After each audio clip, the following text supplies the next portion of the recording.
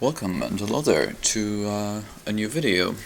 So we're currently playing like a slightly modified Rebellion in the Rim campaign, and this is post-game me just having my ass handed to me by a rebel player, which is like pretty much a big disgrace, but hey. Anyway, I thought we're gonna put this in front of the video, so I'm just gonna run down my list real quick and then I'll just cut instantly to the action.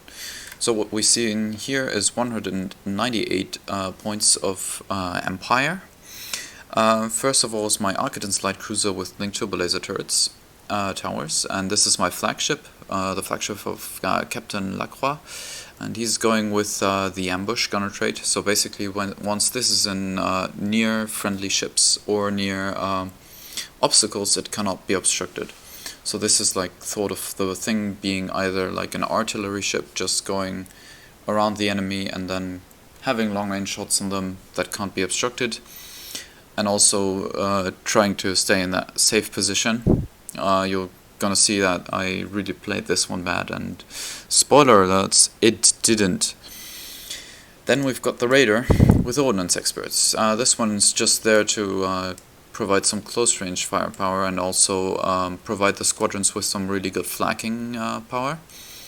And then we've got the Gazanti class with reserve hangar decks that is supposed to activate my squadrons. And then we've got two TIE interceptors that go with reserve hangar decks. That worked really well, as it's supposed to. And then we've got Merrick and Jendon because, let's face it, those two are just great. Yeah.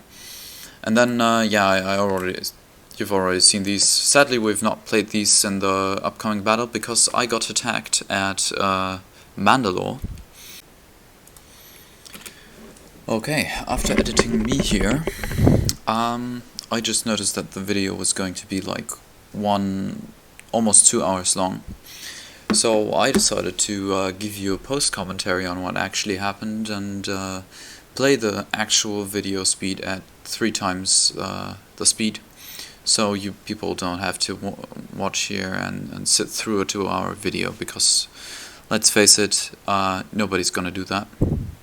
So what we're currently watching is the actual obstacle deployment phase, and I'm just gonna point out what I did wrong here as we go along, so yeah, everybody gets to learn something, me especially. So recruiting allies really doesn't fit my fleet because it makes me commit to an actual objective, and my fleet actually kind of wants to run away from the opponent while the squadrons do the work. So what I decided to do was to put all the obstacles in one corner and then basically put the objective token behind those obstacles, so my opponent would be obstructed on his way in and he would also have to land on the obstacles. The problem was that what I now notice is that I actually haven't put the obstacles far enough in the back. I would have had to put them more towards my opponent to actually matter. Because as you can see here now, they are they're just not far enough out, and I ended up what I should have put the objective token more to the side, so he would have to navigate more tightly there. But what I ended up doing was not putting it there where I should have put it, but put it on the asteroid in the middle. Yeah, so this is a bit back and forth, and my opponent actually got 3 YT 2400s as the allies to be recruited, and I can just do a real quick list rundown off of his list now. So basically what he flew was an MC-80 Liberty type with gunnery teams, and that was basically what broke my list, because that thing just ran up on me and then killed me. And because of the objective token, I really didn't have the choice to not fight it, which my list kind of wants to do. And then he has like a CR90 with turbo laser reroute circuits. That one, I mean, it was okay, it did some damage, but it's just a TRC-90, you can live with that. And then he has a blank Gazanti. And he also has Green Squadron and Tycho. And the problem with Green Squadron and Tycho and his really good squadron roles was that my squadrons actually never came to bombing because they just died to half the points of squadrons on the rebel side, which was rather bad. But, well, yeah, you can now also... I think I'm post editing me. I'm gonna put this actually to 5 times the speed, not only 3 times the speed, and then you can just see the whole thing unfolds rather quickly.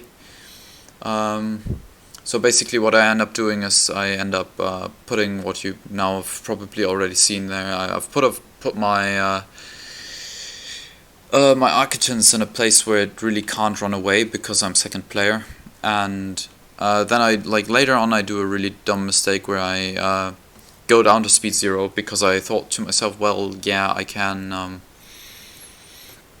actually keep it alive that way and stay at long range and obstruct it. But his TRC-90 had a concentrate fire, and then I decided to speed up back again, which was probably another mistake at that point. And then I was in medium range to the MC-80, and it shot my front, and I was dead, basically. So that was a pretty big mistake. Then I tried to avoid the MC-80 with the Gazanti, as you will see, and that also didn't work out for me. But I had to go rather slowly with all my ships because of the objective, and that also killed me.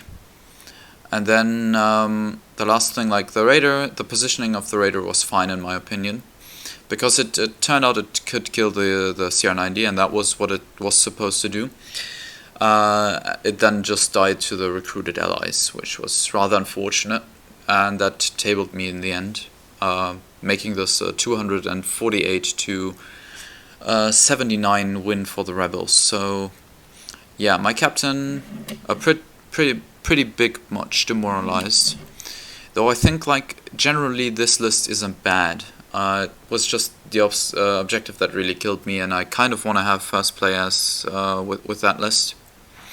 So I think I'm gonna keep it for now. I'm not gonna retire the list, especially because I don't want to retire American Gendon as well. And yeah, we'll see you in the next one. Have a good one, and goodbye.